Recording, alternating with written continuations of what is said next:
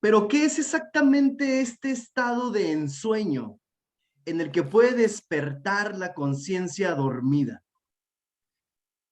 Se trata de un estado intermedio entre el sueño y la vigilia,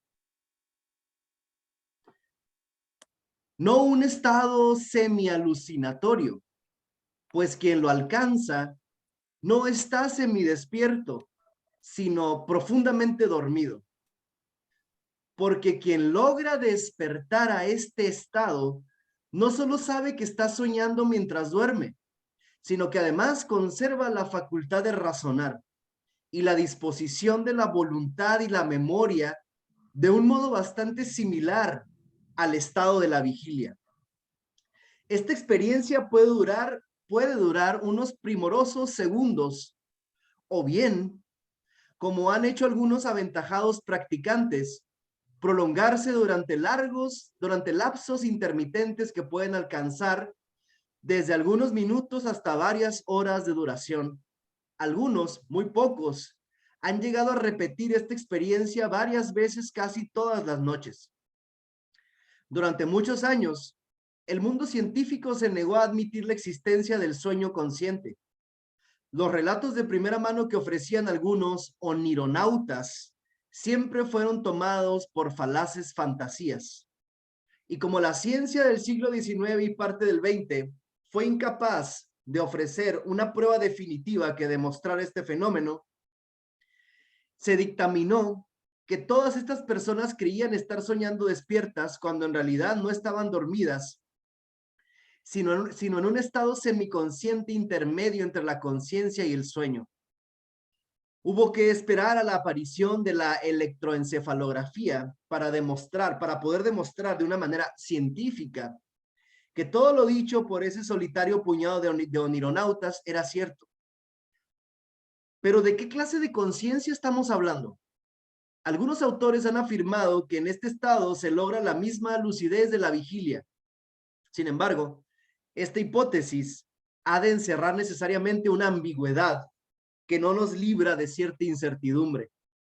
Porque, ¿cómo puede hablarse de un mismo grado de conciencia si se sueña en un estado modificado de la conciencia? Los soñadores lúcidos saben por experiencia que la lucidez onírica es distinta a la conciencia de vigilia. Tiene otra cualidad. Cuando durante el sueño lúcido el soñador piensa en el estado de la mente en vigilia, este es reconocido como un estado más de la conciencia, pero no como el único estado en el que ésta se manifiesta. La conciencia se estructura a partir de diferentes grados de lucidez. La conciencia se estructura a partir de diferentes grados de lucidez. El hecho de que se puedan asumir distintas formas de conciencia, cada una consciente de sí misma, plantea nuevas interrogantes sobre su naturaleza. ¿Sí me están siguiendo, verdad?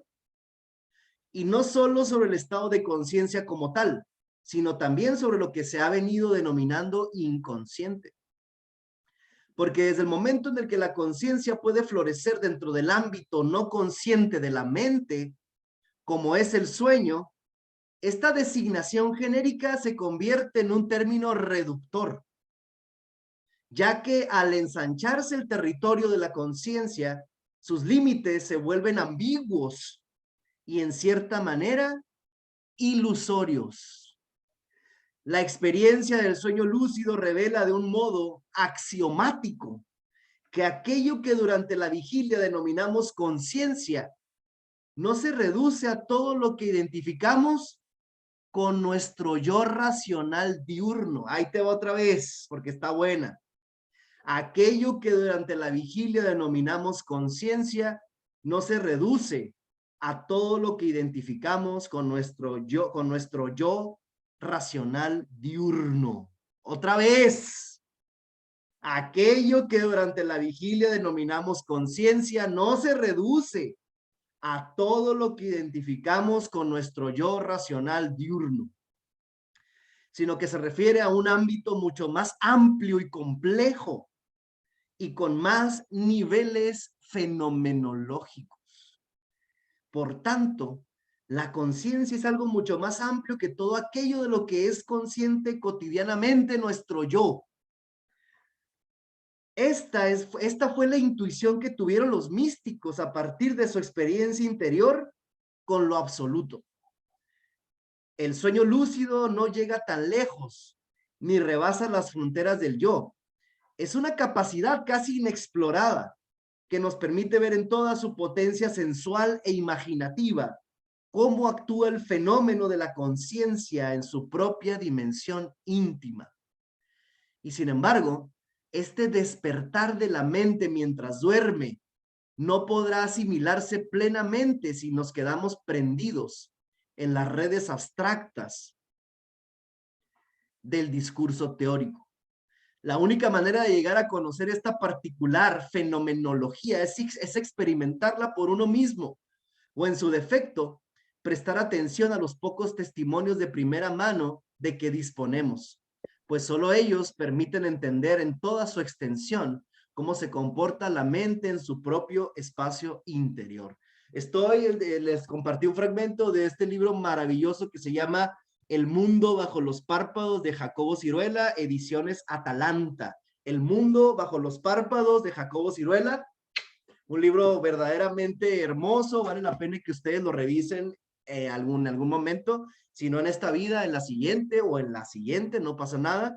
Es un texto verdaderamente maravilloso porque explora las diferentes posibilidades que hay en ese estado que llamamos soñar, ¿no?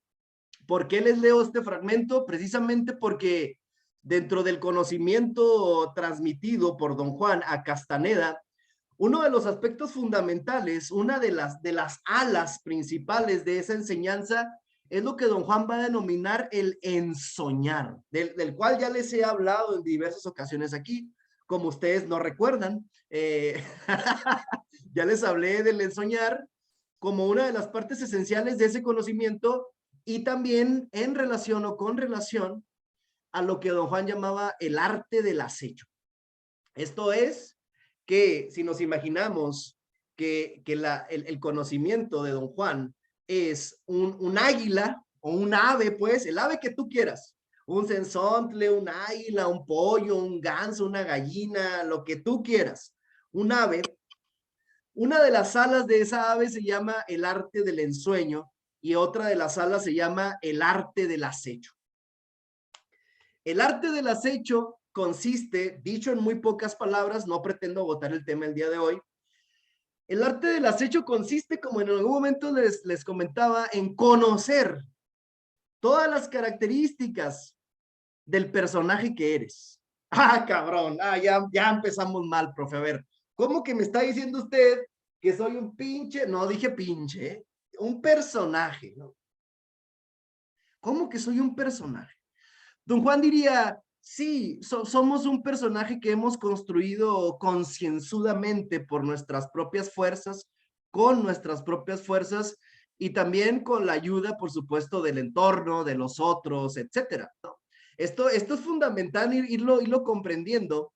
Tiene alguna relación, por supuesto, con la terapia gestáltica, ya lo veremos las analogías dentro de un momento, pero es importante comprenderlo porque una idea esencial del trabajo que propone Carlos Castaneda es que aquella forma en que nos presentamos ante el mundo y en el mundo es un personaje. A lo mejor a ustedes no les parece nada novedoso, ¿no?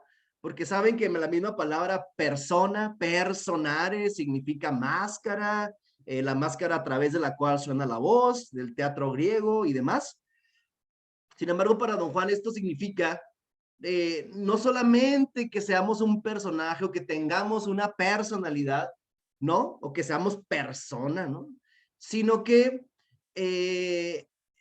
hay en nosotros una construcción continua de una cara que damos al mundo en detrimento de posibilidades más amplias. Esto significa lo siguiente. Y a ver, estoy inventando ahorita una imagen, ¿no? Imagínense ustedes que tienen un río caudaloso, de agua cristalina, limpia y pura. Yo no sé si un pinche río caudaloso puede hacer así, pero bueno, vamos a decir que sí, ¿no? Y ustedes entonces a ese río caudaloso le ponen un dique y le hacen una salidita pequeñita, ¿no? De toda esa agua, de toda esa fuerza, esa energía, ustedes han seleccionado solamente un hilo, un aspecto, ¿no? A lo mejor la imagen no es exacta, ¿no? Pero de todas esas posibilidades que tenemos como humanos, nosotros nos hemos identificado con un conjunto reducido de ellas y es la cara que damos ante el mundo y ante la sociedad, ante los otros, etcétera. Dice don Juan que este personaje que hemos construido está basado mucho en lo que otros nos han dicho que somos y también en lo que nosotros todos los días nos decimos que somos. ¿Me están siguiendo con esta idea? ¿Sí? Entonces dice don Juan, la otra idea importante es, este personaje, sostener esta identidad, absorbe absorbe la mayor cantidad de nuestra energía disponible diariamente. O sea, todos los días le invertimos un chingo de energía a sostener lo que llamamos nuestra identidad, dice don Juan. ¿Vas? El siguiente punto es que según don Juan, el hecho de habernos identificado con una identidad, valga la redundancia, con un personaje, provoca pues que nuestras posibilidades perceptuales también se vean enormemente reducidas. Imagínense ustedes a una persona que está altamente identificada con su rol social y a partir de ese rol social, lo que va a ver en el mundo, lo que va a percibir, lo que va a captar, es aquello que coincide con la imagen que tiene de sí. ¿Estamos hasta aquí? ¿Sigamos? A lo mejor empecé un poco acelerado, pero bueno, así empezó, ¿no? Solito empezó. A ver, apaguemos los micrófonos, por favor. Gracias. Reduce enormemente nuestras posibilidades perceptuales. Y el otro punto es que esa identidad es una selección. O sea, nosotros hemos seleccionado algunos aspectos que coinciden con nuestra imagen de nosotros mismos y hablando en términos gestálticos, hemos alienado otros que no coinciden con nuestra imagen de nosotros mismos. Entonces, el personaje es una selección. El personaje es la manera fundamental de apego. Estoy apegado a mi identidad, ¿no? El arte del acecho consiste entonces en conocer cuáles son aquellas características de mi personaje. ¿Cómo es ese pinche personaje? Para en un segundo momento, entonces, comenzar a romper los límites del personaje. Hay una morra que se llama Taicha Avelar, que a lo mejor ustedes han leído algo de ella, ¿no? No, Alan Jaciel, no es la Kareli Ruiz, no es las Kardashian, no, es Taicha Avelar, ¿no? Escribió un libro que se llama Donde cruzan los brujos y el año antepasado, no te hagas, el año antepasado se publicó un libro que se llama Textos inéditos de Taicha Avelar también. Los libros de Taicha Avelar son una maravilla. Recuerden que era una de las compañeras de Castaneda. Son una maravilla porque son la expresión literaria, pero también muy viva del arte del acecho. ¿Qué es lo que encuentras en los libros de Taicha Avelar?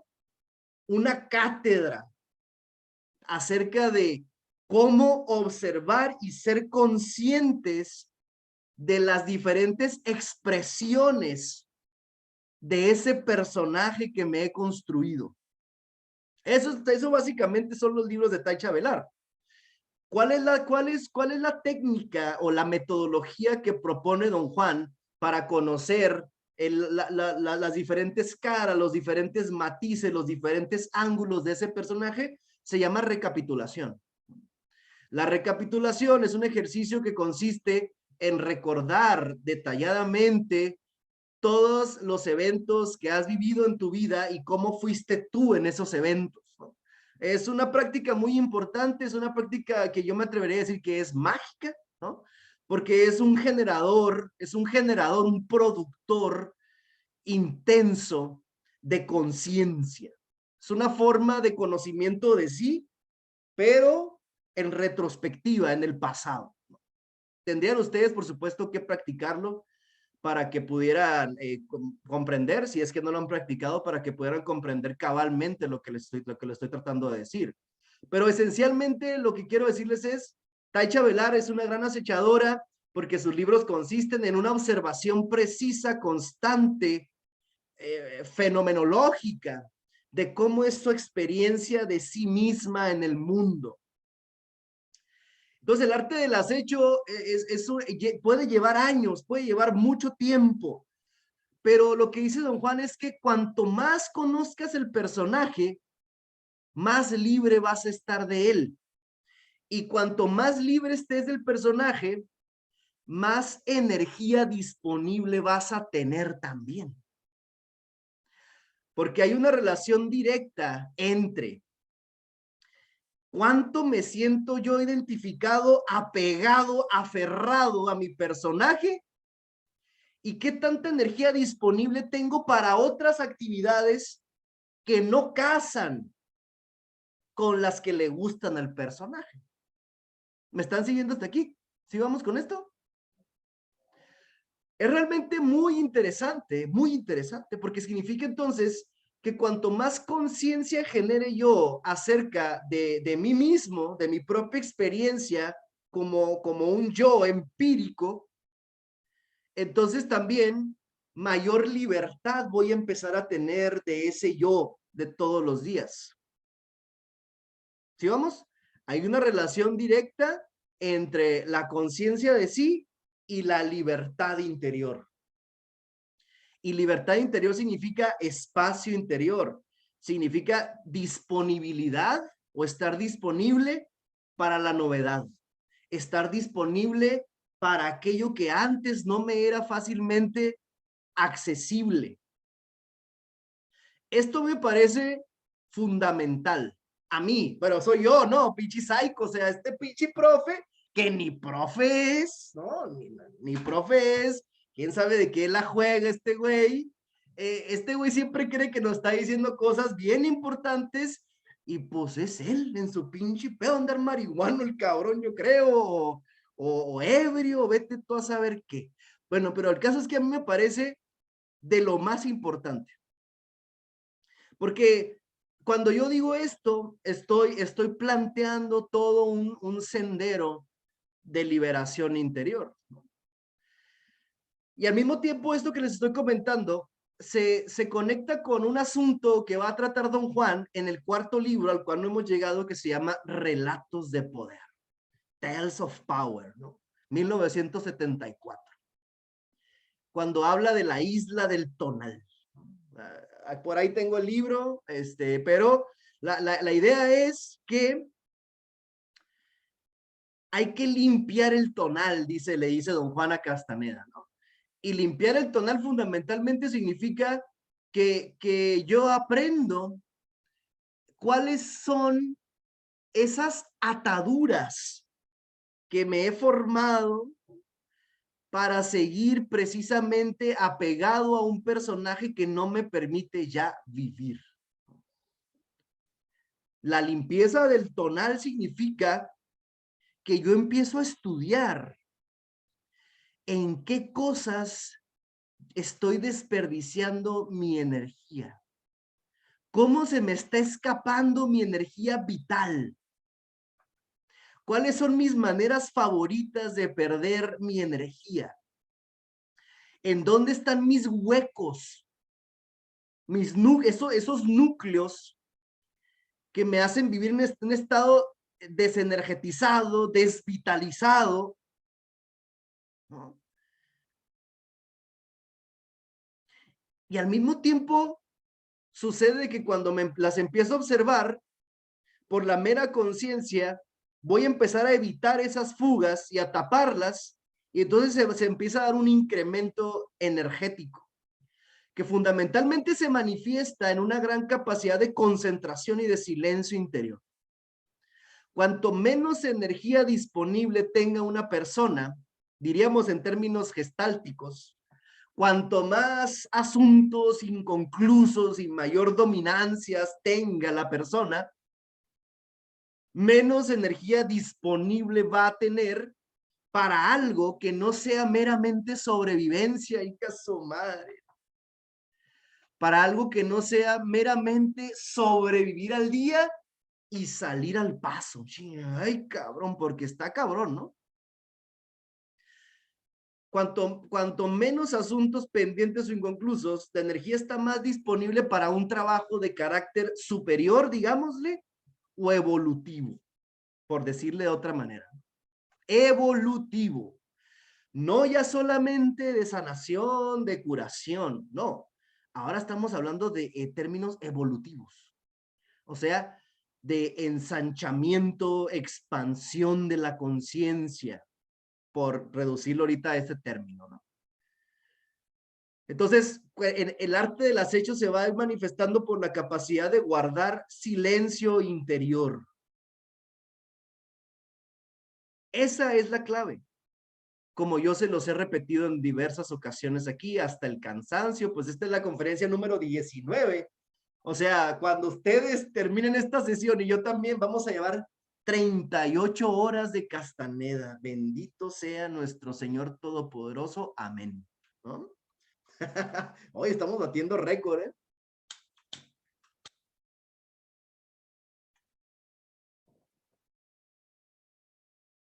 ¿Cómo están hasta aquí?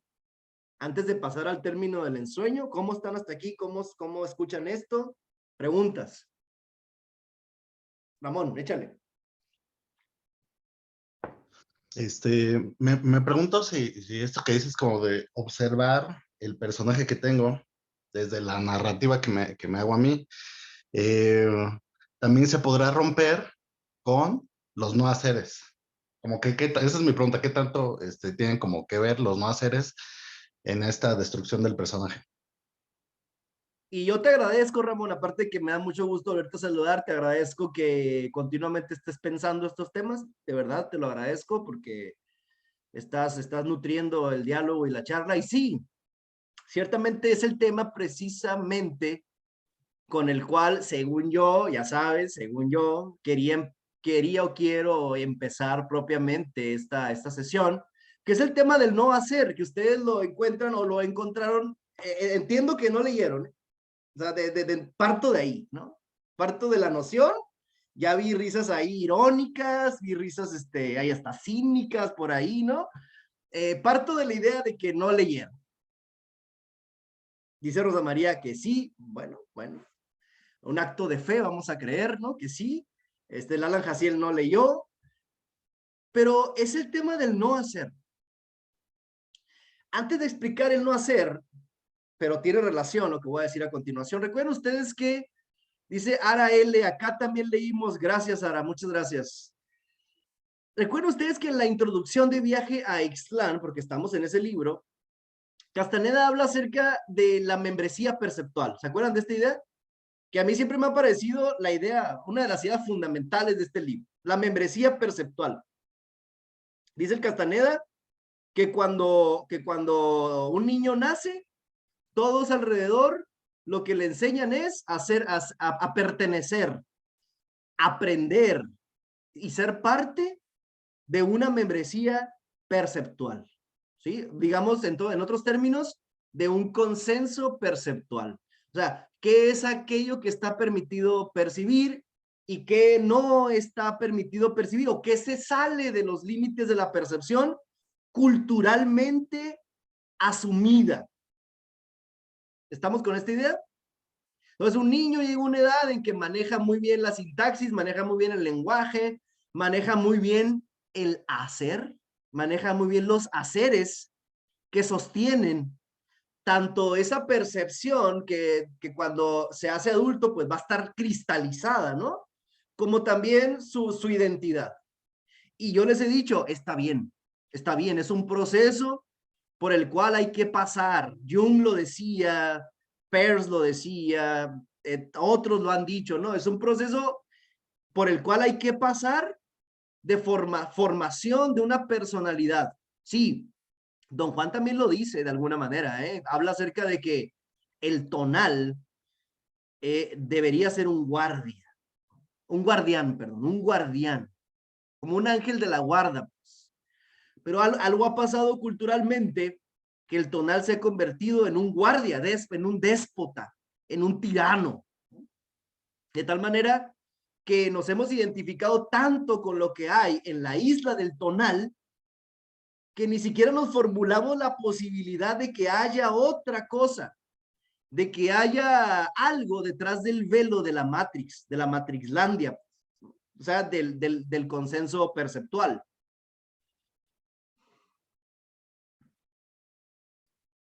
La gente ni siquiera se formula nunca, casi nunca, que el hecho de vivir es extrañísimo. Es sumamente raro el hecho de que estemos vivos. O seré yo que ando un poco drogado. Es extrañísimo el hecho de estar vivos. Y es extrañísimo el hecho de morir.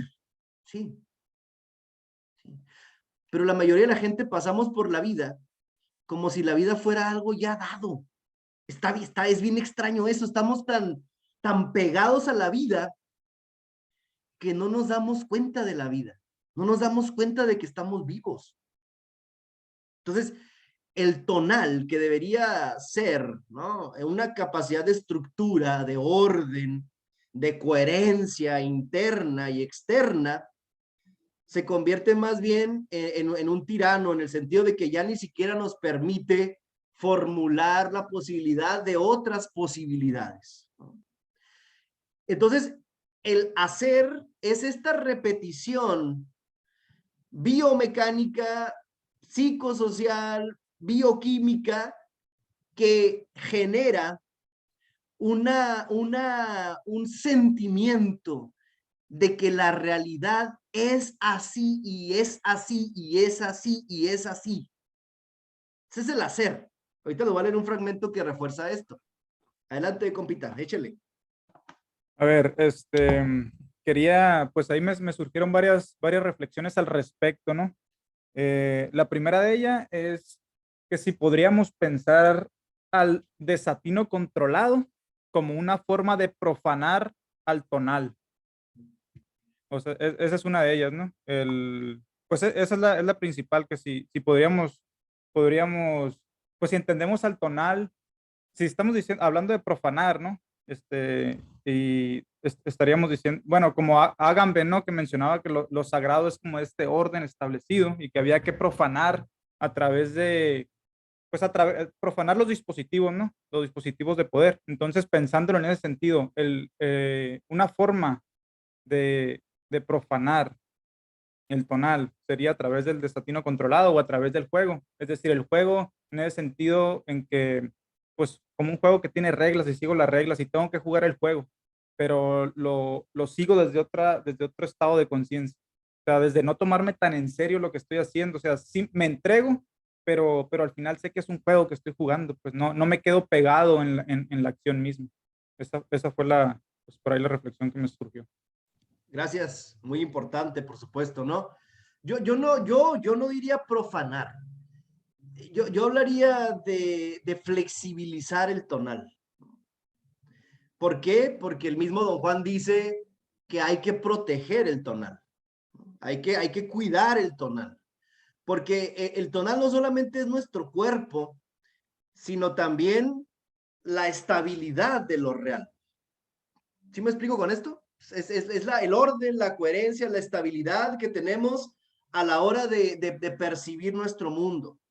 Recuerden ustedes que la palabra tonali significa luz, sol, lo evidente, lo tangible, lo que se puede percibir, ¿no? Entonces, el tonal es muy importante, porque el tonal es la capacidad que tenemos los humanos de ordenar nuestra realidad.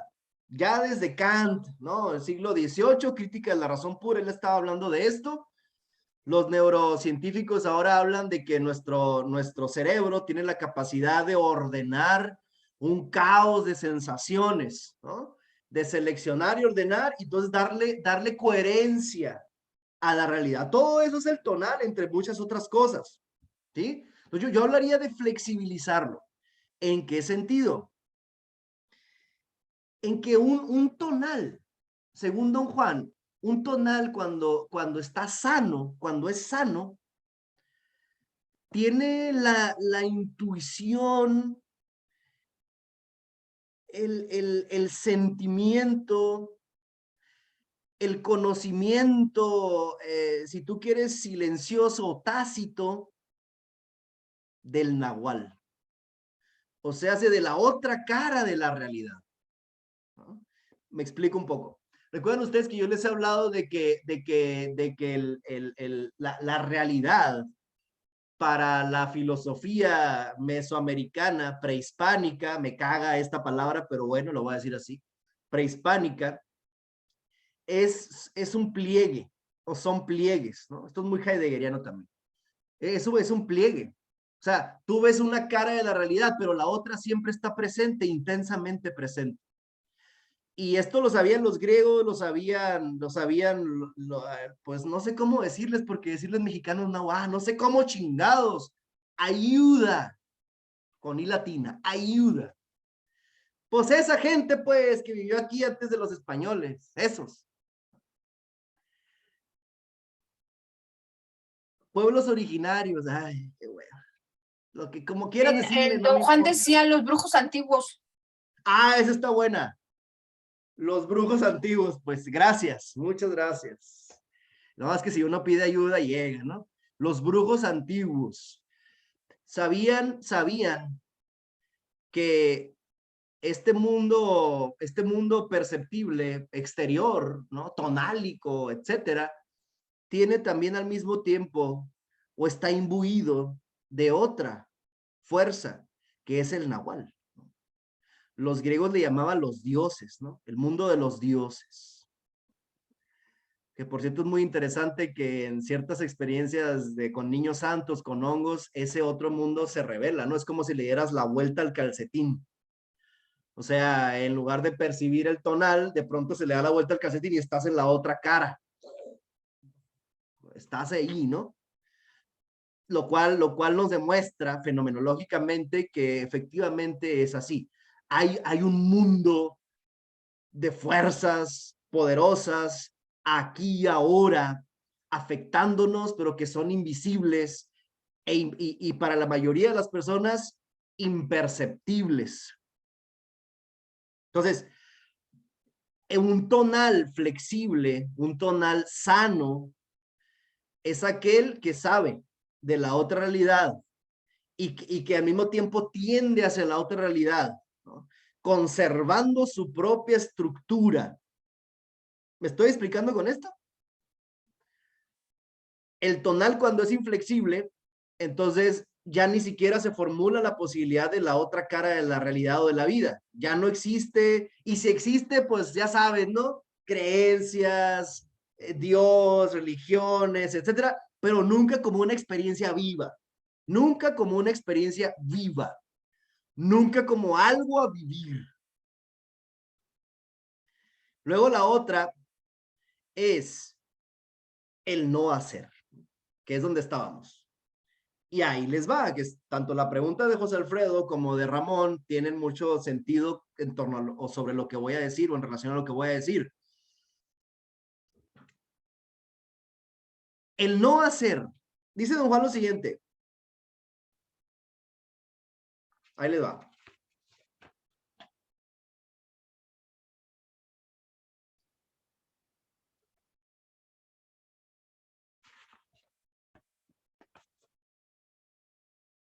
Yo estaba anotando mis impresiones del entorno cuando don Juan, tras largo silencio, habló súbitamente en tono dramático. Te he traído aquí para enseñarte una cosa, dijo e hizo una pausa. Vas a aprender a no hacer.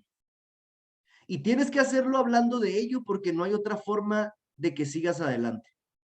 Pensé que a lo mejor te salía el no hacer sin que yo tuviera que decir nada. Me equivocaba. No sé de qué habla usted, don Juan. No importa, dijo. Voy a hablarte de algo que es muy sencillo pero muy difícil de ejecutar. Voy a hablarte del no hacer, pese al hecho de que no hay manera de hablar de eso, porque el cuerpo es el que lo ejecuta. Otra vez, el cuerpo es el que lo ejecuta.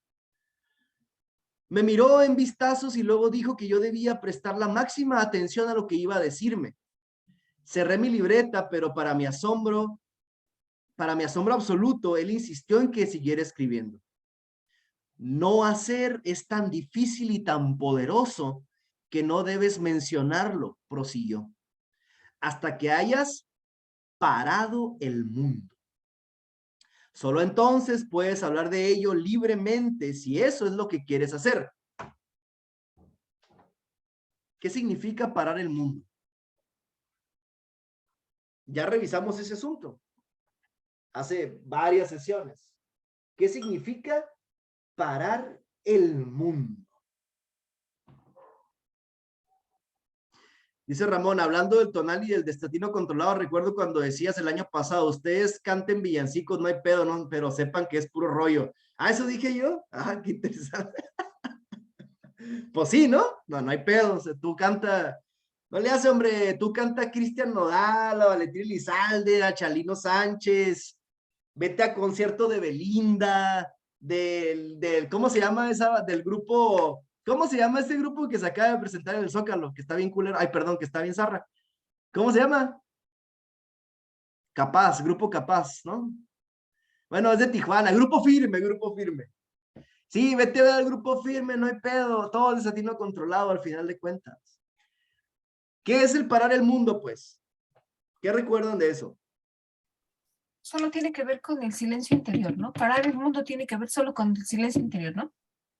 El diálogo interno allá, aquí ya lo leí también. Sí, a ver, vamos a decir qué dice el Alan Jaciel. Es como parar el diálogo interno, de otra forma, parar la forma en que de común percibimos el mundo, ¿no? Sí, sí, es detener la inercia perceptual. Dice Ana, no interpretar, sí, por supuesto, sí. Por eso se relaciona con el ver, ¿no? Es detener el flujo inercial de la percepción cotidiana. Parar el mundo. Por eso yo les decía, cuando una persona está de cara a la muerte o que tiene experiencias de muerte, el mundo se para, el mundo se detiene, aunque sea unos segundos.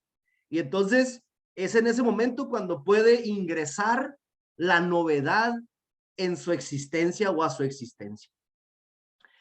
Parar el mundo es quizás el concepto central de Viaje a Ixtlán. Parar el mundo. Don Juan le decía a Castaneda, es que tú no paras, tú nunca has parado el mundo, porque estás continuamente alimentando tu red perceptual. Continuamente estás alimentando tu propia trampa. Parar el mundo, en el caso de Castaneda, solo se logró cuando consumió enteógenos. El hongo, el jicuri, etcétera. Porque los enteógenos son formas muy poderosas en que la percepción habitual queda cancelada. Y entonces, gracias a los enteógenos, podemos tener acceso a otra manera de entender el mundo, de comprenderlo y sobre todo de vivenciarlo en términos emocionales y corporales. Parar el mundo es todo eso y más, por supuesto, ¿no?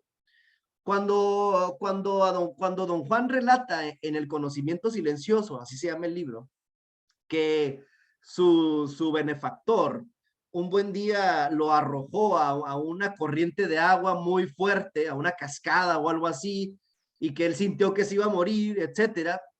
Ese es un evento de parar el mundo. Parar el mundo significa que la manera habitual en que interpretamos el mundo, perdonen ustedes por la repetición, la manera habitual en que interpretamos el mundo se ve cancelada.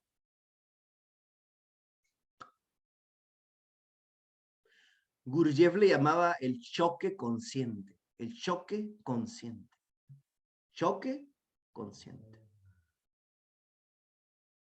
Como cuando una persona va a morir o está cerca de la muerte y de pronto empieza a reflexionar y a tornarse consciente, en serio, de cómo ha estado viviendo. Ota, cómo hice pendejadas, no mames. Ay, güey. Pero conciencia no significa solo saber, no. Hay ahí algo de que viene del corazón. Hay remordimiento, hay sentimiento, hay vergüenza, alegría, furor, etcétera, ¿no? Esto es la conciencia es un compuesto, no solamente es saber, ¿eh? Rosa María, adelante. Bueno, yo recuerdo que también junto con esa situación de parar al mundo le decía que muchas personas cuando experimentan eventos así de un choque muy fuerte, no se dan cuenta que es un evento maravilloso y en el sentido en el que es una experiencia inédita, a lo mejor le voy a poner esa palabra, pero que lo que sucede y lo que debemos hacer es no volver luego a la situación normal, ¿no? O sea, que lo que debes esperar es experimentar por completo lo que estás viviendo para que realmente le saques un provecho a la experiencia, porque eso es lo que normalmente hacemos, ¿no? Luego de un evento como ese, tratamos de luego jalar el hilo de cómo es la rutina y eso le quita poder a la experiencia. Bueno, me acuerdo de eso. Muchas gracias. Sí, sí. Y ahí depende de qué tan flexible sea ese self, ¿no? Por decirlo en términos de Gestalt, o qué tan flexible sea ese tonal. Lo que yo he visto es que cuando viene la posibilidad de la novedad, lo que generalmente hacemos es tratar de taponearla con lo mismo, ¿no? Con lo mismo que continuamente nos decimos, continuamente sentimos y continuamente hacemos, etcétera. De volada queremos taponer la novedad con ese conjunto de hábitos que nosotros ya son mecánicos. No podemos evitar hacerlo, pues, en la mayoría de los casos. Adelante, José Alfredo. De hecho, creo que es muy común cuando se consumen enteógenos, que si no hay una integración de la experiencia y no hay una continuidad pues de lo que viviste, es muy común que se regrese a viejos patrones. Y a veces creo que eso pues es peligroso, ¿no? Porque eh, siento yo que en lugar de ayudar a romper la sintaxis con la que traemos, la alimenta.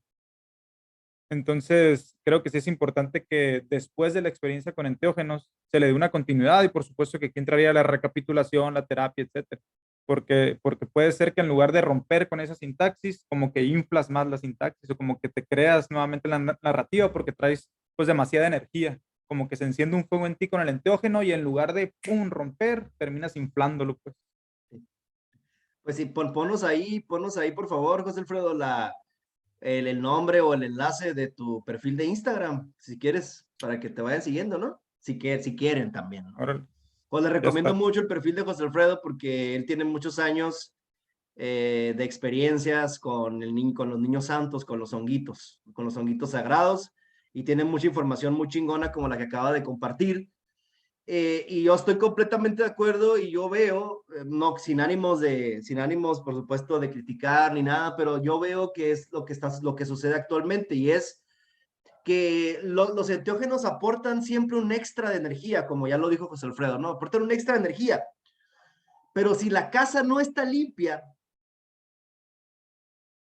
o sea, es como si tú quisieras hacer un pozole en una olla que tiene caldo de pollo, pues. Y así lo haces. Pues sí, va a ser pozole, pues, pero va a estar un poco raro. Como que va a estar mezclado ahí con otras cosas. Y en el caso de los enteógenos, ¿con qué se mezcla? Por decirlo en términos muy rápidos e imprecisos, pues con la egomanía con la que andamos cargando todos los días, ¿no? Y sucede entonces que el enteógeno, en lugar de ser un libertador, puede suceder que en lugar de ser un libertador, alimente o nutra las diferentes características que me hacen perder energía todos los días. O sea, es como si fuera un reforzador otra vez de lo mismo. Este tema está bien cabrón, bien cabrón. Porque, gracias, ¿qué tanto el enteógeno es un libertador o qué tanto el enteógeno me sirve para reforzar mi cárcel perceptual?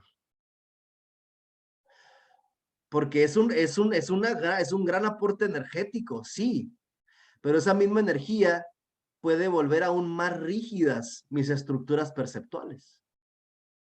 ¿Sí? ¿Cuáles son las cualidades de parar el mundo? Se las acabo de decir, o se las estoy diciendo, ¿no? ¿O no?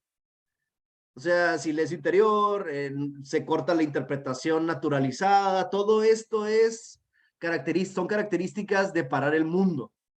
Ahora, adelante, Ramón, dale. Es una pregunta que es muy importante para mí. Ahorita que hablas de eso de la percepción, de la cárcel interior, y hace rato hablabas de la figura dominante, no hablando en términos estálticos, y que apenas cuando es tan dominante y cuando está la persona tan neurotizada, que apenas alcanza como la energía, como para sobrevivir, ni siquiera para vivir, sino como para sobrevivir. En tu opinión, ¿cuáles serían como los primeros pasos como para ya no estarle prestando la energía al tirano? Ok. Bueno, ciertamente es una pregunta importante. La primera creo que ya la dije, ¿no? O sea, esta parte de lo que la Gestalt llama las situaciones inconclusas, ¿no? O las situaciones inacabadas, la dominancia, ¿no? Capítulo 4 del PHG. Y la otra es, para ya no seguirle prestando energía al señor Smith, espero que hayan visto la película Matrix, ¿no? Para ya no seguirle prestando energía al señor Smith, iniciar una observación clara, sobria y constante de las características de mi personaje, que se puede sintetizar en la pregunta, ¿cómo soy yo en la vida cotidiana? Ahí en mis relaciones, en mi trabajo, en la escuela, aquí mismo, ¿cómo soy yo? ¿Cómo soy yo? Pues ¿sí me explico con esto? De esa manera se empieza a generar una conciencia. Y conciencia aquí es, imagínense ustedes el crisol del alquimista, ¿no? El crisol y el fuego del alquimista. Conciencia aquí significa ese fuego que al darme cuenta de estas características que les estoy comentando, se comienza a generar un nuevo tipo de conciencia que va a permitir el cambio posterior. Porque cuando yo me empiezo a dar cuenta sobriamente de cómo soy en la vida cotidiana, se van a empezar a revelar aspectos de mí mismo que van a empezar a entrar en contradicción con lo que creo que soy. Y en ese momento entonces puede sobrevenir el cambio, ¿no? Precisamente por la conciencia de la contradicción. Es que yo creo que yo soy pura luz, puro amor, puro yoga. Uy, ¿no? Ajá. Sí, pero en la vida cotidiana es un verdadero culero, ¿no? Perdonen ustedes el francés, ¿no? O sea, ahí eres un verdadero culero. Pero tú te dices que eres puro luz, pura yoga, puro amor, etcétera, etcétera, etcétera. Por ponerles un ejemplo, entre otros tantos. O sea, aquí se trata mucho de observar la ilusión y la idealización. Idealización es las ideas o creencias falsas que tengo acerca de lo que soy. Ilusión es las ideas o creencias falsas acerca de lo que es el mundo. Entonces, esos son los primeros pasos para, pues para contestar tu pregunta, ¿no, Ramón? Son los primeros pasos que me van a abrir la posibilidad de incrementar mi energía y al mismo tiempo abrirme a otras opciones vitales. La otra es, me atrevo a agregar una tercera. Todo trabajo serio en este sentido implica de inicio que yo hago algo que va en contra de lo que creo que soy. Va en contra de mis convicciones, de mi moral. No estamos hablando de eso. Observa bien hacia dónde tiendes, qué haces cotidianamente, de qué tipo son tus actividades. Por ejemplo, la mayoría de mis actividades son de corte intelectual y de corte emocional, ¿no? Entonces, algo diferente para romper de tajo la inercia es introducir una actividad que tú crees que nunca harías. En mi caso, hace 18 años, es un ejemplo muy allá antiguo, ¿no? Hace 18 años, para mí era inconcebible boxear, ¿no? Inconcebible. Pero por azares del destino, etcétera, yo llegué a un lugar en el cual la primera sugerencia fue boxear. Tardé un mes en decidirme, tenía mucho miedo y claramente era algo chocante para mí. Era algo que iba en contra de mi propia descripción de lo que yo era. Pero yo entendí que entrando a boxear, los límites de mi personalidad se expandieron, por lo tanto también los límites de mi conciencia. Esa es una característica que casi siempre pasa desapercibida en la gran mayoría de grupos, de sectas o de escuelas que pretenden hacer un trabajo de esta naturaleza o de esta categoría. Pero es quizás la piedra angular. Porque si tú no haces algo que rompa de tajo la inercia perceptual, va a ser muy difícil que tengas una observación sobria de ti mismo. ¿Por qué? Porque una observación sobria, real, consistente de ti mismo, solamente te lo va a dar el hacer algo diferente. Por ejemplo, algo muy sencillo, hacer algo que te da miedo. ¿Cómo chingados vas a observar el miedo si nunca haces algo que te da miedo?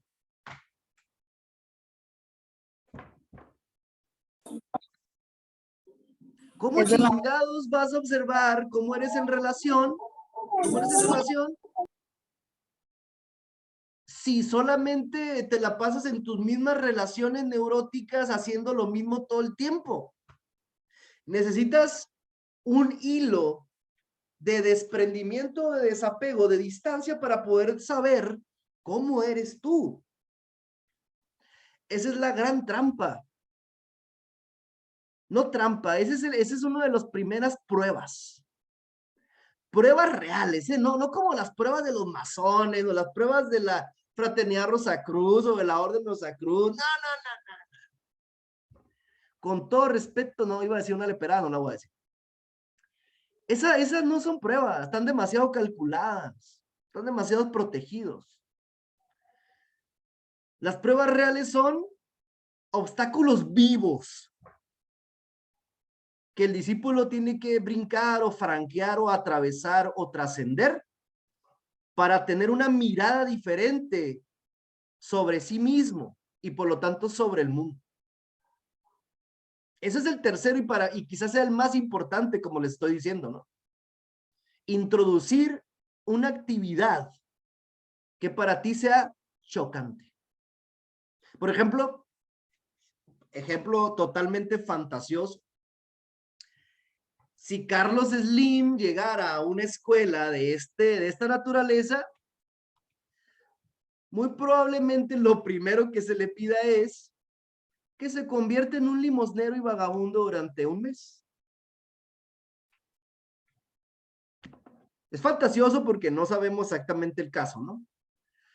Pero en una escuela real serían este tipo de actividades. A la Taicha Velar, por ejemplo, le tocó lo siguiente. Sus maestras, Clara Grau y no me acuerdo cómo se llama la otra, creo que Zuleika. O Nélida. Primero la enviaron a un lugar donde la entrenaron y la trataron como princesa. O sea, la morra en serio se convirtió en una princesa con todos los lujos, las comodidades, la educación que puede tener una princesa, ¿no? Duró ahí 3, 4 años y luego le dijeron que se convirtiera en vagabunda y limosnera, en homeless. O sea, estas son las rupturas reales respecto a la inercia perceptual. Ustedes saben que me gusta mucho un fragmento del Nuevo Testamento que dice, el reino de los cielos llegará como un ladrón en la noche. Y la otra es, el Espíritu sopla donde quiere y cuando quiere. O sea, hay un elemento de ruptura.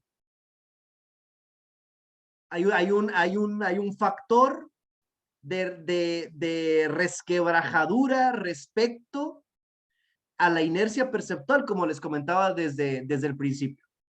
Mientras no exista este hilo de cambio real, todo lo que venga hacia arriba va a ser crecimiento fantaseado. Insisto, como sucede en la gran mayoría de círculos, escuelas, sectas, grupos, etc. ¿Por qué? La verdad es que chiquean demasiado el ego. Chiquean demasiado la vanidad, o sea, se pierden en rollos pendejos, perdonen ustedes, ¿no? De luz, amor, que sí es cierto, pues, pero en el primer momento son obstáculos. Esto es, insisto, si no hay una ruptura real en términos de la inercia perceptual, ningún cambio posterior es posible. Por eso Gurdjieff, 1920, 21, 22, 23, 30, etcétera, cuando llegaban los grandes intelectuales de Europa a su escuela en Avon, en Francia, lo primero que hacía era darles una pala y un pico y acabar hoyos, ¿no? O los ponía a trabajar como albañiles varios meses, o sea, algo que tú no, que no encaja con tu propia descripción. Y lo que te vas a dar cuenta cuando lo hagas, que yo sé que pues no, ¿verdad? Pero cuando lo hagas es que ese tipo de actividades son las de verdadero crecimiento. Porque vas a empezar a darte cuenta de que introduces no solamente novedad, sino que ahora introduces o reactivas, más bien reactivas funciones de la personalidad que han estado adormecidas. Y eso significa ensanchamiento de la conciencia.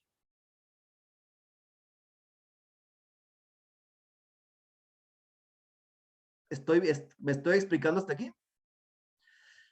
Esto que les estoy diciendo es también ya la explicación del no hacer, ¿eh? Esto es la explicación básica del no hacer.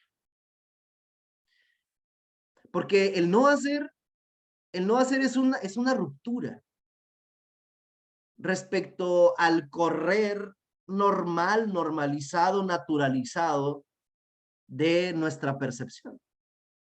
Adelante, Rosa María. Entiendo entonces que eso que explica como ensanchamiento de la conciencia sería lo que describe también don Juan cuando dice que lo que va a cambiar va a ser el punto de anclaje. Conforme él recapitule, lo que va a lograr es que el punto de anclaje vaya tomando esa forma de pipa y luego la forma de varita y, o sea, esa modificación del punto de anclaje es la que realmente significaría ensanchar la conciencia. ¿Es eso? Sí, sí. Bueno, sí, o sea, la flexibilidad del punto de encaje, pero no es directamente proporcional, ¿eh? Porque una persona puede mover su punto de encaje, pero no por eso tener un crecimiento. Por ejemplo, una persona puede mover muchísimo su punto de encaje, no sé, consumiendo alguna droga muy potente, ¿no? Por ejemplo, el cocodrilo, o no sé, esa que anda de moda ahora, ¿no? Pues sí, el punto de encaje se mueve cabrón, ¿no? La lleva al infierno, etcétera. Pero eso no es directamente proporcional a un ensanchamiento o a una expansión de la conciencia, ¿no? ¿Qué es lo que falta aquí? Entonces, la voz de alguien que sepa. Las tradiciones chamánicas no solamente están fundadas en el consumo de enteógenos o en el tocar tambor o en ciertas prácticas. Sobre todo están fundamentadas en el hecho de que alguien te puede transmitir hacia dónde va la cosa, hacia dónde es, por qué es y cómo es. O sea, hay alguien que puede dar un orden y un sentido a un conjunto de experiencias que seguramente el aprendiz de chamán ya trae desde niño cierta sensibilidad, ciertas intuiciones, ciertos sueños premonitorios, ciertas condiciones que podemos considerar psicopatológicas, etcétera. El chamán puede darle un cauce a eso, le da un sentido. Adelante, Ara. Buenas noches. Hola, buenas noches. Sí, por eso es la diferencia entre que mucha gente hoy en día está yendo a la ayahuasca, al peyote, a todas estas cosas, y que muchas veces quien dirige la ceremonia no sabe dirigir. Entonces, mucha gente se puede quedar como luego dicen en el viaje, y es la diferencia de esto que estás diciendo del anclaje. O sea, podrás haber tenido una experiencia de percibir muchas más cosas, pero como quien te está dirigiendo o acompañando no tiene nada de experiencia, porque muchos pasa que fueron a una ceremonia con alguien más y luego ya se dicen maestros y hacen sus propias ceremonias, ¿no? Y es la diferencia entre cuando tú genuinamente lo estás experimentando, lo estás viendo y llevas una buena guía, porque si no, pues te puedes quedar, como dicen muchos, en el viaje, ¿no? Sí, muchas gracias, Ara. De acuerdo, sí. Sí. Entonces es importante que en compañía de alguien o de un grupo la experiencia tenga un sentido determinado. Repitiendo, no solamente significa mover el punto de encaje, sino que tiene que ir acompañado de otras cosas. Porque el movimiento del punto de encaje o el desplazamiento del punto de encaje por sí mismo no da una expansión de la conciencia, ¿no? Si no, entonces el camino solo se trataría del consumo de enteógenos. O sea, cualquiera se haría Buda consumiendo enteógenos. Y el hecho es que no es así. Si no, estaríamos repletos de Budas, ¿no? Adelante, José Alfredo. Yo creo que aquí, bueno, complementando lo que dijo Ara, yo creo que hay como un discurso, ¿no? Un discurso dominante entre, pues, estos grupos, ¿no? Que hacen ceremonias o la ideología New Age, que es como una postura pasiva del sujeto. Siempre hay una postura pasiva del sujeto. Y está mucho esta idea de, no, pues déjate fluir y no pasa nada, y dejan que se les escurra el ente. O sea, van a la experiencia y no saben ni qué chingados les pasó. Les pasó un montón de cosas y yo creo que aquí lo importante es, bueno, en este caso es como sostener la atención en la experiencia.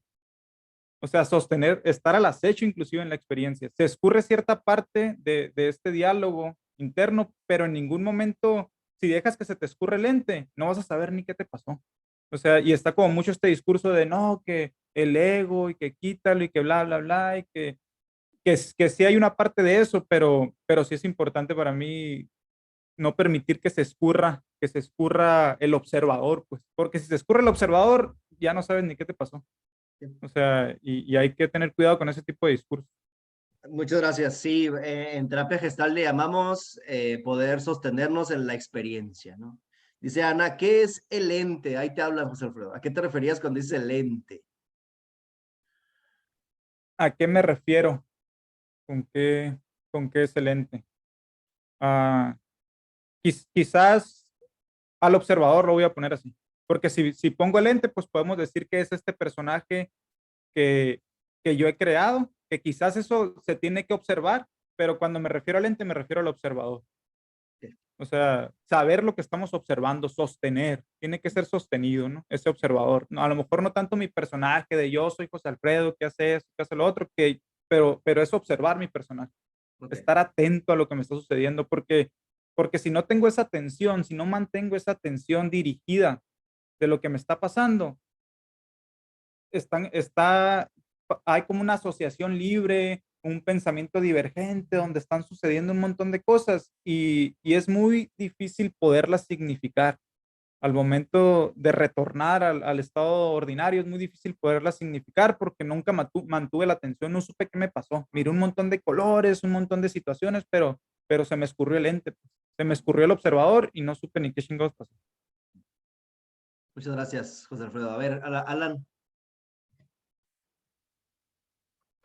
Yo quiero complementar, pero no tanto del punto de vista, a lo mejor, desde algún enteógeno, sino a través de experiencias eh, de la vida normal, cotidiana. Por eso decía así como lo del parar el mundo, o sea, como qué cualidades o si tienen niveles de parar el mundo.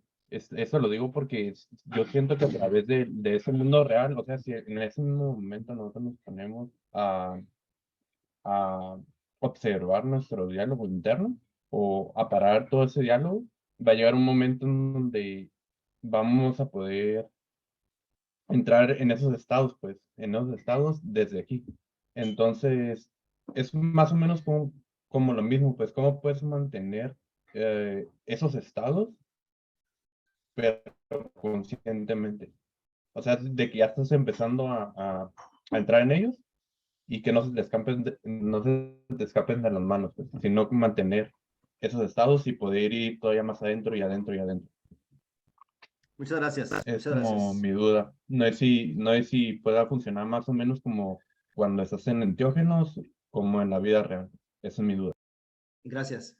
A ver, es que aquí entra un tema muy importante que es qué tipo de práctica y qué tipo de metodología sostiene ese consumo de enteógenos, ¿no? Si no hay una metodología, una práctica por debajo o como un grunt, como un suelo que nutra esa experiencia con enteógenos, entonces sucede lo que José Alfredo está diciendo, ¿no? Que es la experiencia se dispersa y se convierte en un pinche masacote de colores, de imágenes, de sensaciones, sentimientos, etcétera, etcétera, etcétera. Entonces aquí lo siguiente es, En el budismo zen, pienso sobre todo budismo zen y también el lamaísmo, ¿no? O sea, esta vena budista, no entro en el tema, solamente los menciono rápidamente, ¿no? Se enseña lo siguiente.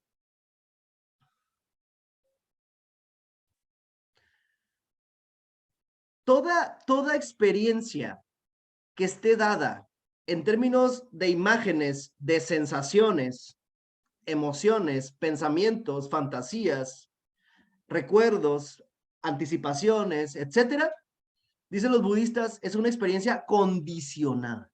Condicionada. ¿Por qué? Porque es una experiencia compuesta.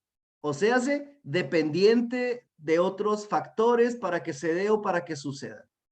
Entonces, en ese tipo de budismo, se habla acerca de que el más alto grado de conciencia no es que tú veas imágenes, no es que tú veas ángeles. La realidad real es una dimensión vacía. Entonces, cuando en la experiencia, tú puedes ser un testigo lúcido de esa experiencia enteogénica, una capirotada psicodélica, dice, está buena esa, ¿eh? Tú puedes ser un testigo lúcido de esa experiencia. Entonces, tenemos que una parte de ti permanece de alguna manera libre de esa experiencia. El José Alfredo le acaba de llamar el testigo, ¿no? Y el reconocer esa parte libre es precisamente el camino hacia la budeidad, ¿no? Esto es que es muy importante aprender a no identificarnos con ninguna experiencia, incluida la experiencia de enteógenos. Porque los enteógenos muestran algo, aparece algo, sí, pero si el camino es evolutivo y no solamente como lo que ahora se estila, que es la sanación o la curación, es el discurso de ahora, ¿no? Sanación, curación, es todo el pinche pedo, o sea, todos estamos bien pinches enfermos, ¿no? Sanación, curación, y a los enteógenos le llaman la medicina, la medicina. Si no es solamente sanación, curación, el camino va en el sentido de una desidentificación progresiva de toda experiencia vía integración. O sea, soy testigo, me doy cuenta, absorbo lo que está sucediendo, pero no me quedo en esos estados de conciencia, sino que voy hacia una dimensión vacía, que al final de cuentas es lo que don Juan llamaba el silencio interior. Y para don Juan el silencio interior es verdaderamente la experiencia de la brujería. O sea, poder llegar al silencio interior. Porque es en el silencio interior donde y cuándo podemos verdaderamente tener acceso, lo voy a decir así, verdaderamente tener acceso al ver y a lo que Jacobo Greenberg llamaba la latiz, ¿no? Latiz. O sea, el entramado energético que sostiene y funda el cosmos. Es en el silencio interior, es a través de esta vía vacía o de esta dimensión vacía. Elías Capriles, que es muy interesante, Elías Capriles le llama a esto que les estoy describiendo metachamanismo. Metachamanismo. Él dice que la mayor parte de las experiencias chamánicas se quedan atrapadas en ciertos estados de conciencia. Por eso, ¿no? En imagen, en ciertos reinos en ciertos reinos imaginales, le diría el Henri Corbin, ¿no? En ciertos reinos imaginales. El metachamanismo es un camino progresivo de liberación. Y es lo que don Juan llama la libertad absoluta, libertad total. Don Juan no se quedó en ninguna experiencia enteogénica, fue más allá de eso. Don Juan siempre tendía hacia la dimensión vacía. Es el camino de verdadera liberación. Porque si no, entonces, toda experiencia enteogénica se convierte en una amarra, se convierte en una atadura a ciertos estados de conciencia, la sanación y la curación, y ahí me quedo atrapado. Adelante, Rosa María. Ya ves que en algún momento te decía, bueno, y los que no experimentaremos esa situación de utilizar antiógenos, ¿qué vamos a hacer? Y yo por lo menos cuando leí, no leí, escuché, porque ya he hecho trampa y escuchar es más fácil para mí. Escuché el de Ser en el Ensueño y escuché también el de la otra chica, la que también va en el ensueño, no me acuerdo, pero los dos de Carlos Castañeda y el de la chica, los dos los escuché. Y bueno, creo que la experiencia de la ensoñación, a mí me parece, y yo digo porque yo no he experimentado, pero me parece muy cercana a esos estados. Y digo, no he experimentado el uso de las sustancias, a eso me refiero, ¿no? Con que creo que la experiencia de la ensoñación es muy cercana a eso que cuenta, porque, bueno, cuando avanza uno en el libro y ve que se topa con N y Z entes, ¿no? Y N y Z cosas, y luego cuando ya peligra su vida y la rescatan, creo que eso es un tema aparte, pero todo lo que él experimenta y lo que vive en la ensoñación y cuando se clava tanto en ensoñar y en encontrar y en buscar, creo que se acerca mucho a eso que ustedes describen. Digo, yo nunca lo he vivido, pero me parece, después de haber leído los libros o escuchado los libros, que eso se acerca mucho a esto que ustedes me describen, que no voy a comprender hasta que a lo mejor consuma o no consuma, yo no lo sé, pero creo que no me parece otra manera de entender eso que ustedes describen así. Yo así, ahora que lo explican y lo comentan, digo, pues es que esto es lo más parecido a, porque si no, no entendería. Sí. Sí, me parece, o estoy perdida. No estás perdida. Creo que estás muy bien. O si te sientes perdida, pues dilo, ¿no? No, precisamente por eso lo digo, porque creo yo, al escucharlos, que si yo no experimento esa situación, el soñar sería la situación más parecida a. Sí, estoy de acuerdo. Porque ahora voy al otro tema, ¿no? Y espero que me haya explicado adecuadamente en todo lo que les he dicho durante 1 hora y 10 minutos, ¿no? O 20 minutos que llevamos ya de clase o de sesión. Es la otra ala que les mencionaba al principio, es el ensoñar. Para don Juan, tanto el acecho como el ensueño son vías legítimas, perfectamente accesibles a todos nosotros, que nos vuelven a dar conciencia y a poner en contacto con el nahual. Primera idea. Segunda idea.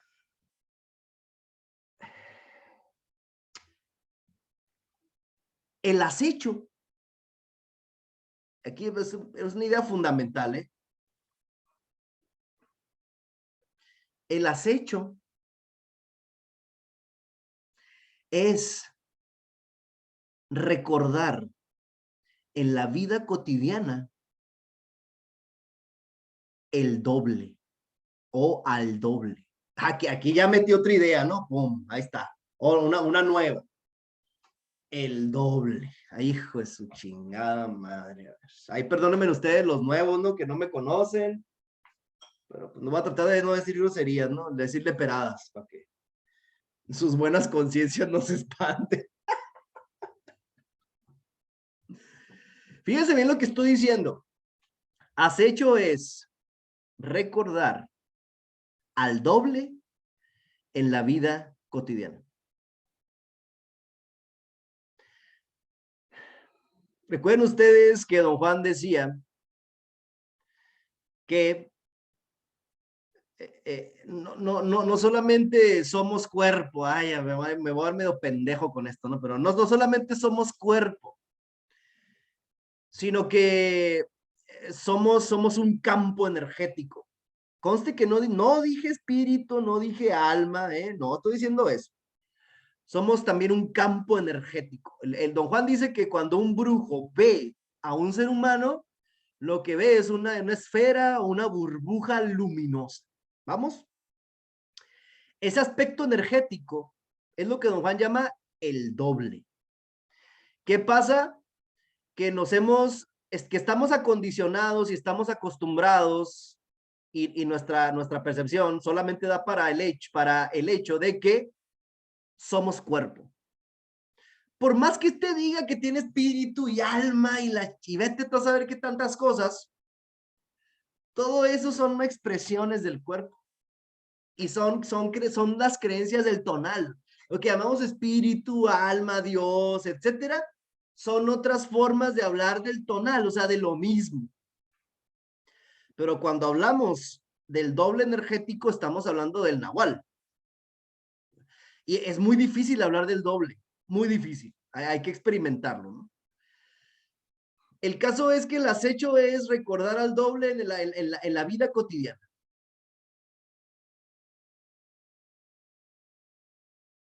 O sea, en la vida cotidiana, recordar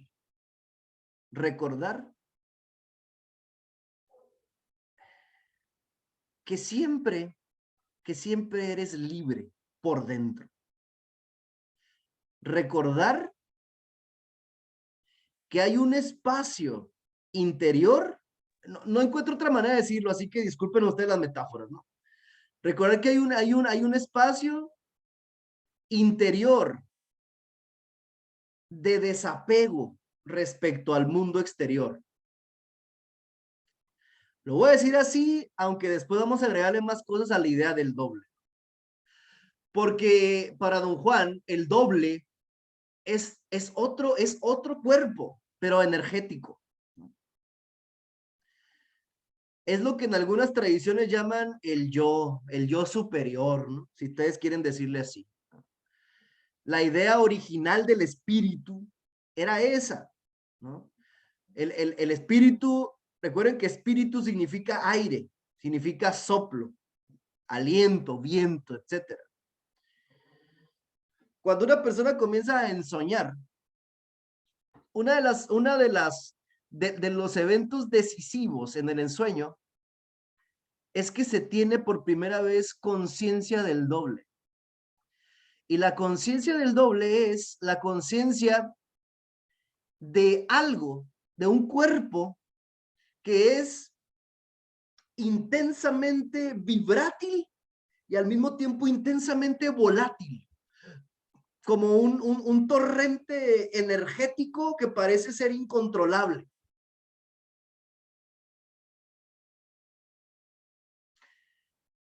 El acecho es recordar el aspecto energético en la vida cotidiana.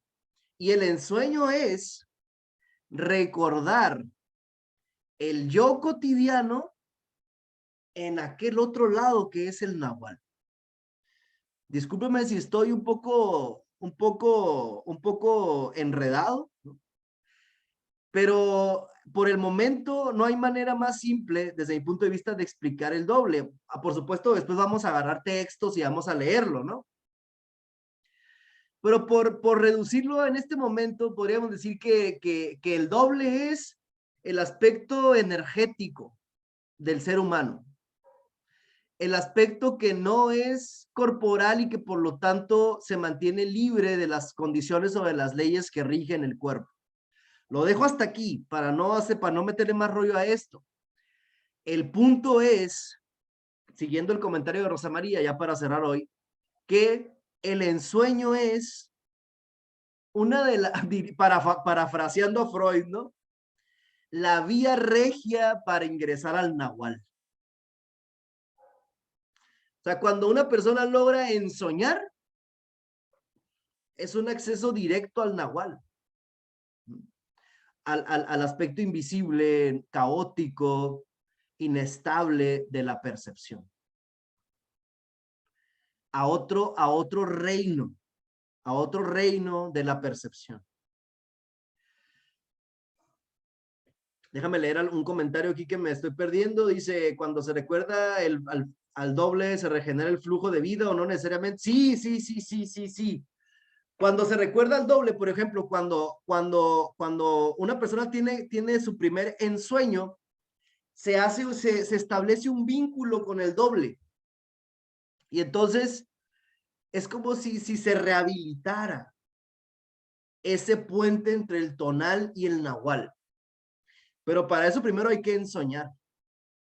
Y para ensoñar, te tienes que dar la orden hoy antes de dormir, de verte las manos mientras sueñas. Ya el Benja tuvo una experiencia hace 2, 3 días que me compartió, ya de ensueño. O sea, hay algo se está moviendo ahí.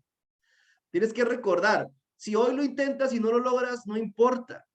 Mañana, durante el día, en la medida que te acuerdes, mírate en la vida cotidiana las manos intencionalmente e imagínate que te la estás viendo en el sueño. ¿Qué sentirías? Si en este momento te hicieras consciente de que todo esto es un sueño, ¿cuál sería la sensación que se apoderara de ti? ¿Cómo verías alrededor? ¿Qué serían las cosas para ti? ¿Cómo sería el mundo para ti si esto fuera un sueño? En el budismo, en cierta rama del budismo Dzogchen, esta es toda una práctica para la iluminación. Acostumbrarnos a ver todo como si fuera un sueño. Por supuesto. Pero bueno, esas son las prácticas básicas para empezar a ensoñar. Primero es darte la orden y mantener la orden durante muchos días hasta que esa orden logre transminar hacia el sueño y entonces en el sueño te acuerdas. Por supuesto, la mente racional lo primero que va a decir es, no es posible. Si tú dices no es posible y no lo intentas, allá tú. Pero aquí se trata de hipótesis de trabajo. O sea, ¿es posible? Vamos a ver si es posible. Y entonces lo intentas. Y en algún momento quizás pudieras llegar a ello. Porque yo les puedo decir que sí es perfectamente posible. Sí.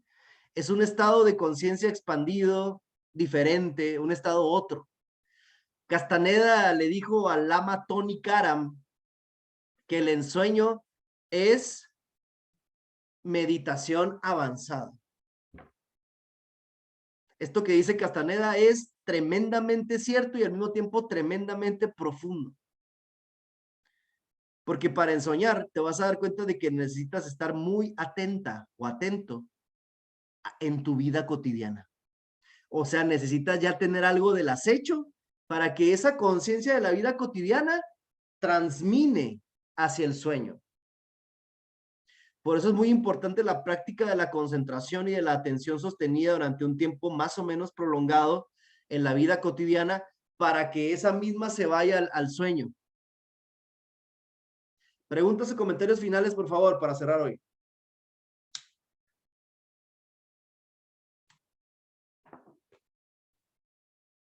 ¿Cuál es la diferencia con un sueño lúcido? Un sueño lúcido es un sueño muy claro, muy vivo. ¿Sí? El ensueño es no solo hacerse consciente de que estás soñando. Estoy soñando y me veo las manos. Sino poder actuar a voluntad dentro del sueño. Don Juan decía que el sueño es un reino pragmático, igual que la vida cotidiana. Y tenía razón. En el ensueño se puede aprender, se pueden hacer cosas, dependiendo del grado energético que tenga la persona. Dice Violeta, yo creo que eso se puede hacer en vigilia. No sé a cuál parte te refieras, Violeta. Adelante, Ara.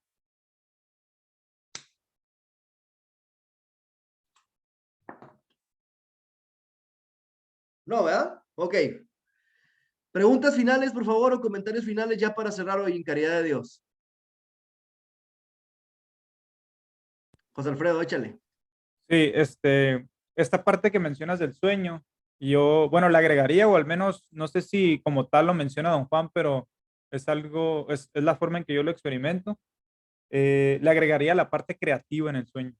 O sea, cuando tú logras tomar el control sobre el sueño y logras hacer surgir en el sueño partes, aspectos de ti que tienes que trabajar. Ok, sí. Como si dentro del sueño estuvieras yendo a terapia. Y tú dices, este aspecto de mí tengo que trabajar y logras proyectar en imágenes eso que tienes que trabajar, que se te muestre como enfrentarte a tus miedos, etcétera, etcétera. Entonces, sería la parte creativa sería una parte que agregaría también. Me ha pasado o me pasa, yo extraño, bueno, desde hace muchos años empecé a hacerlo, que en el sueño creé un lugar en el que yo me voy a meditar. Mm.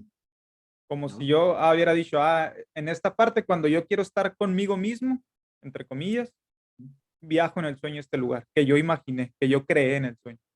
Entonces también, pues, es una parte que al menos como yo lo he experimentado, que quisiera agregar a tu comentario. Muchas gracias, perfectamente de acuerdo, sí, y ciertamente es posible hacer eso, ¿no? Sí, como si estuvieras en una experiencia de enteógenos, pero estás soñando, ¿no? Yo les decía que depende del grado energético de la persona, porque puedes hacerte consciente, pero si tu energía no está muy estable o está disminuida, va a durar muy poco y la atención no va a estar muy acrecentada. Cuanto más energía ahorres a través de ciertas prácticas como meditación, recapitulación, silencio interior, etcétera, más largo y más claro puede ser el ensueño. Ahora, adelante. Lo que decía de los sueños lúcidos es que yo tenía entendido que los sueños lúcidos también entraba esto de controlar tu sueño, de decidir qué pasa en tu sueño. Entonces, por eso se me hacía similar al ensoñar, porque me ha pasado que a veces sueño y además de que estoy sintiendo que es muy real, yo decido qué va a pasar. Por ejemplo, digo, me voy a ir a volar ahorita y me pongo a volar en el sueño, ¿no? O ahorita quiero que esta persona aparezca en mi sueño y la traigo al sueño, ¿no? Sí. Entonces es cuestión de nombres, ¿no? O sea, sería lo mismo en este caso, ¿no? Sí.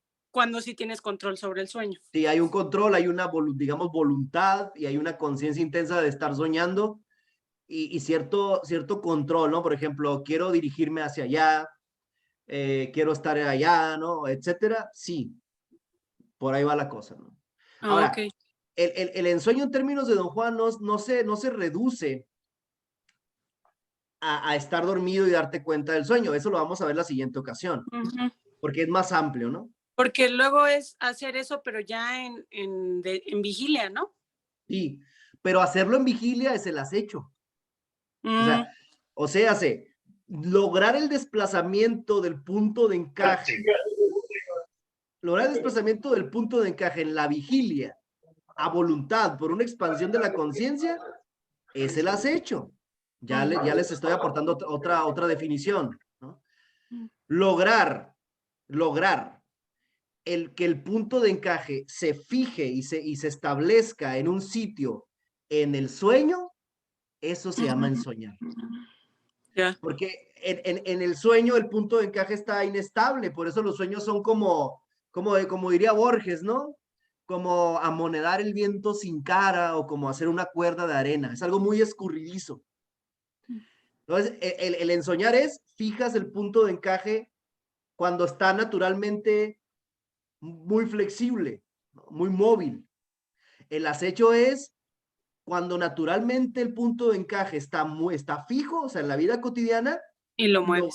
logra un desplazamiento a través de ciertos actos, una cierta metodología fundada en el no hacer, que te permite ese movimiento del punto de encaje y una expansión de la conciencia. ¿Podría decirse que en el sueño es como si llevaras la realidad al sueño? Llevas la conciencia cotidiana al sueño. La vigilia la llevas al sueño, sí. Y en el acecho traes algo de la otra conciencia a la vida cotidiana. Eso es un puente de ida y vuelta. Por eso, por ejemplo, los sufis hablan del zikr o recuerdo de Dios. Gurdjieff hablaba del recuerdo de sí o recuerdo del yo. Porque el recuerdo de sí es introducir en la vida cotidiana un momento de otra conciencia. Es como si entrara otra conciencia en el flujo mecánico, ¿no? De los eventos, de las impresiones, las asociaciones, entra otra conciencia expandida. ¿Cómo pueden experimentar ustedes el recuerdo de sí? Simple, aunque no es la única forma. Mañana que ustedes estén en su trabajo o con sus amigos o lo que sea, que estén en una interacción típica de la vida cotidiana, cuando se acuerden, préstenle atención a su mano derecha y siéntanla. Siente tu mano derecha. Y al mismo tiempo presta atención a lo que estés haciendo. Estoy lavando los trastes y empiezo a sentir mi mano derecha mientras sigo en la actividad. Vas a observar ciertas cosas muy interesantes en ese simple acto. ¿Sí queda claro? No les digo que van a observar para no predeterminar su experiencia, pero en ese simple acto de sentir una parte de mi cuerpo mientras sigo interactuando normalmente y al mismo tiempo mantengo la conciencia de mi mano derecha, esa doble atención genera un nuevo fenómeno. Genera un nuevo estado de conciencia.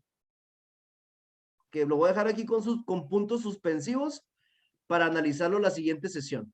En un curso que tomaba de meditación, justo hacían esta sugerencia, meditar con los ojos abiertos, que mientras estuvieras haciendo cualquier actividad que estuvieras haciendo en tu día a diario, meditaras al mismo tiempo. Sí, va por ahí. Muchas gracias. Nos vemos en estos días. Yo les aviso qué día, a lo mejor el próximo miércoles, no lo sé. Quizás antes o quizás el jueves o el viernes. Ya saben que este curso es muy flexible. No hay día fijo, yo les voy avisando. Muchas gracias y que tengan buenas noches.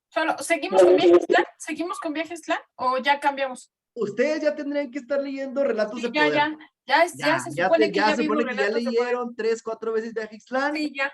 Ya tendrían que estar en Relatos de Poder porque dentro de 2 o 3 sesiones entramos a al cuarto libro, ¿no? Bye bye.